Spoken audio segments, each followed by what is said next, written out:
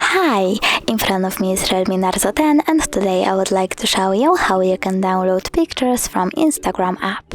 First of all, go into Play Store and type Repost for Instagram. Then you need to download this app from this developer.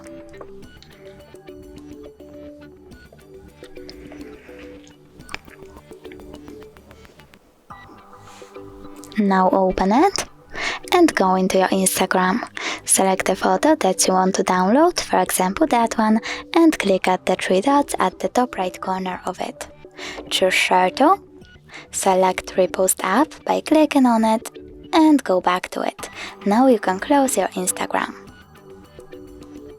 Pick one of the options and click at the photo that you want to download.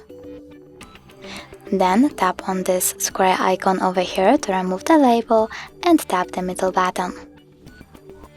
So now when I go into my gallery, I can see that my picture was successfully downloaded. Thanks so much for watching. If you enjoyed this video, smash that like button, comment and subscribe. Bye!